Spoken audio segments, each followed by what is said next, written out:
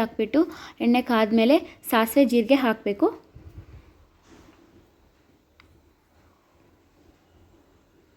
ಸಾಸಿವೆ ಜೀರಿಗೆ ಚಿಟಪಟ ಅಂದ ತಕ್ಷಣ ಕಡಲೆಬೇಳೆ, ಉದ್ದಿನಬೇಳೆ, ಶೇಂಗಾ ಹಾಕಬೇಕು.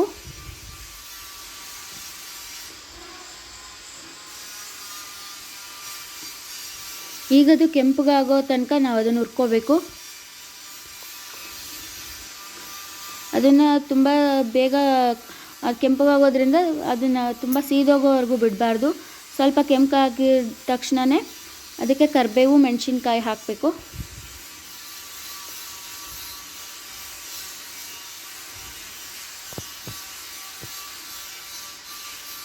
ಅದು ಚಿಟಪಟ ಅಂದ ತಕ್ಷಣ ಈಗ ಮೆಣಸಿನ್ಕಾಯಿ ಹಾಕ್ಕೋತಿದ್ದೀನಿ. ಇವಾಗ ಅದಾದಮೇಲೆ ಈರುಳ್ಳಿ, ಟೊಮ್ಯಾಟೊ, ಶುಂಠಿ ತುರಿದಿಟ್ಕೊಂಡ್ರೆ ಶುಂಠಿ ಹಾಕ್ಕೋಬೇಕು.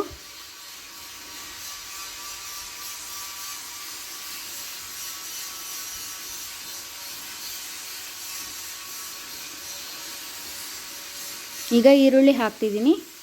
ಅದು ಸ್ವಲ್ಪ ಫ್ರೈ ಆದ ನಂತರ ತುರಿದಿಟ್ಕೊಂಡಿರೋ ಶುಂಠಿ ಹಾಕಿಬಿಟ್ಟು ಹುರ್ಕೋಬೇಕು.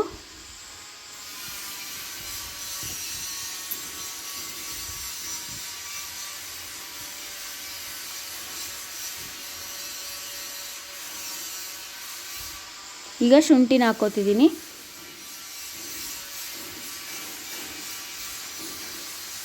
ಶುಂಠಿ ಹಾಕಿದ್ರೆ ಎಲ್ಲ ಡಿಶ್ಗೂ ಶುಂಠಿ ಹಾಕಿದ್ರೆ ತುಂಬ ಟೇಸ್ಟಿಯಾಗಿರುತ್ತೆ ಮತ್ತು ಡಿಫ್ರೆಂಟ್ ಟೇಸ್ಟ್ ಕೊಡುತ್ತೆ.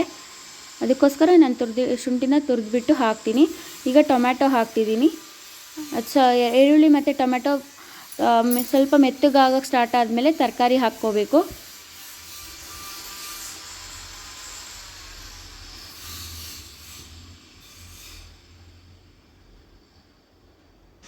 ಈಗ ಮೆತ್ತಗಾಗ ಸ್ಟಾರ್ಟ್ ಆಯಿತು. ಈಗ ತರಕಾರಿ ಹಾಕ್ಕೊಳ್ಳೋಣ.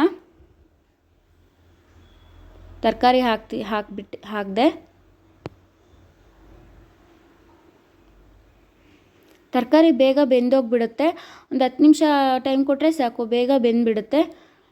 ಸ್ವಲ್ಪ ನೀರು ಹಾಕ್ಬಿಟ್ಟು ಈಗ ಅದಕ್ಕೆ ಉಪ್ಪು, ಅರಿಶಿನ ಪುಡಿ, ಸಾಂಬಾರು ಪೌಡ್ರು ಹಾಕ್ತಿದ್ದೀನಿ.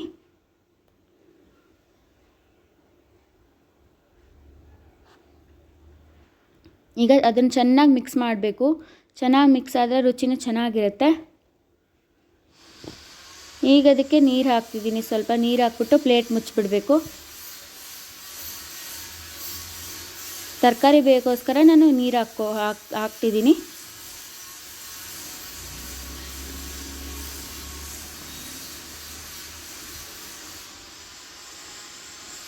ಈಗ ಸ್ವಲ್ಪ ನೀರು ಹಾಕ್ಬಿಟ್ಟು ಪ್ಲೇಟ್ನ ಮುಚ್ಚಿಬಿಡಬೇಕು. 10 ನಿಮಿಷ ಬೇಯೋವರೆಗೂ ಅದನ್ನ ಮುಚ್ಚಬೇಕು.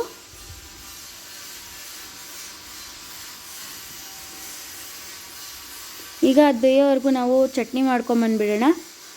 ವೈಟ್ ಚಟ್ನಿ ಇದಕ್ಕೆ ತುಂಬ ಕಾಂಬಿನೇಷನ್ ಚೆನ್ನಾಗಿರುತ್ತೆ.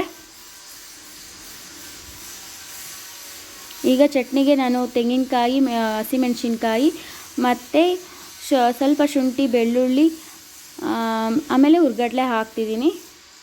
ನನಗೆ ಇದಕ್ಕೆ ಕೊತ್ತಂಬರಿ ಸೊಪ್ಪು ಹಾಕೋದಿಲ್ಲ, ಯಾಕಂದರೆ ವೈಟ್ ಚಟ್ನಿ ಆಗಿರೋದ್ರಿಂದ ನಾನು ಇದಕ್ಕೆ ಕೊತ್ತಂಬರಿ ಸೊಪ್ಪು ಹಾಕಿರೋದಿಲ್ಲ. ಇದಕ್ಕೆ ವೈಟ್ ಚಟ್ನಿ ಕಾಂಬಿನೇಷನ್ ತುಂಬ ಚೆನ್ನಾಗಿರುತ್ತೆ. ಅದಕ್ಕೋಸ್ಕರ ನಾನು ವೈಟ್ ಚಟ್ನಿ ಮಾಡ್ತಿದ್ದೀನಿ. ಈಗ ಅದನ್ನು ಮಿಕ್ಸಿ ಮಾಡೋಣ. ಇದನ್ನು ರುಬ್ಕೊಳ್ಳೋಣ ಚಟ್ನಿನ. ಮತ್ತು ಸ್ವಲ್ಪ ಉಪ್ಪು ಹಾಕಬೇಕು.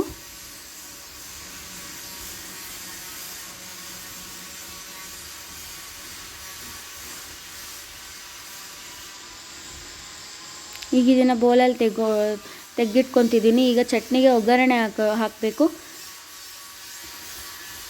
ಇದಕ್ಕೆ ಎಣ್ಣೆ, ಸಾಸಿವೆ, ಕರಿಬೇವು ಹಾಕಿ ಒಗ್ಗರಣೆ ಹಾಕ್ಕೊಂಡ್ರೆ ಟೇಸ್ಟು ಚೆನ್ನಾಗಿರುತ್ತೆ ಚಟ್ನಿಗೆ.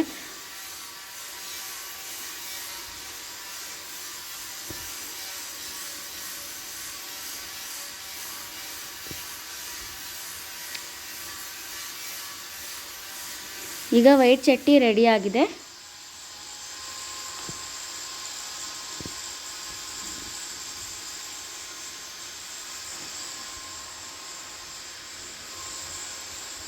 ಇಷ್ಟೊತ್ತಿಗೆ ತರಕಾರಿ ಬೆಂದೋಗ್ಬಿಟ್ಟಿದೆ. ಇವಾಗ ನಾನು ಸೇಮಿಯಾ 2 ಲೋಟ ತೊಗೊಂಡಿರೋದ್ರಿಂದ, ಸೇಮಿಯಾ ತುಂಬ ಡೆಲಿಕೇಟ್ ಇರೋದ್ರಿಂದ ನಾನು ಇವಾಗ 2.5 ಲೋಟ ನೀರು ಹಾಕ್ತಿದ್ದೀನಿ. ಅದು ಕುದಿ ಬಂದಮೇಲೆ ಸೇಮಿಯಾ ಹಾಕಬೇಕು. ನೋಡಿ ಸೇಮಿಯಾ ಕುದಿಯೋಕ್ಕೆ ಸ್ಟಾರ್ಟ್ ಆಗಿದೆ. ಇವಾಗ ಸೇಮಿಯಾ ಹಾಕೋಣ. ನಿಧಾನಕ್ಕೆ ಸೇಮಿಯಾನ ಹಾಕ್ಕೊಳ್ಳೋಣ. ಇವಾಗ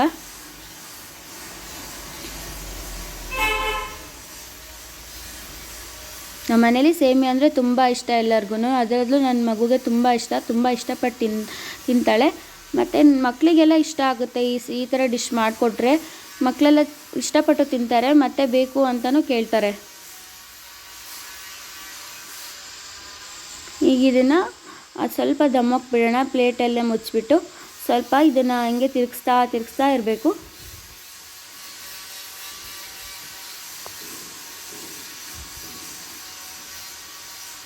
ಅದು ಸ್ವಲ್ಪ ಗಟ್ಟಿ ಆಗೋಕ್ಕೆ ಸ್ಟಾರ್ಟ್ ಆಗುತ್ತೆ. ಇವಾಗ ಬೆಂದೋಗಿಬಿಡುತ್ತೆ ಸೇಮಿಯಾ. ಒಂದು 3 ನಿಮಿಷಕ್ಕೆ ಬೆಂದೋಗಿಬಿಡುತ್ತೆ. ನೋಡಿ ಆಗಲೇ ಮೆತ್ತಗಾಗಿದೆ,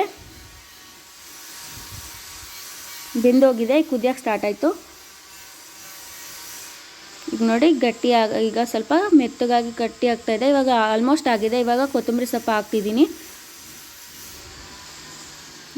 ನೋಡಿ ಸೇಮಿಯಾ ರೆಡಿಯಾಗಿದೆ. ಇದನ್ನು ಒಂದು ಪ್ಲೇಟ್ಗೆ ಸರ್ವ್ ಮಾಡ್ಕೊಳ್ಳೋಣ. ಸ್ವಲ್ಪ ತಣ್ಣಗಾಗೋಗ್ಬಿಟ್ಟು ಪ್ಲೇಟ್ಗೆ ಸರ್ವ್ ಮಾಡ್ಕೊಳ್ಳೋಣ. ನೋಡಿ ಎಷ್ಟು ಚೆನ್ನಾಗಿದೆ ಅಂತ.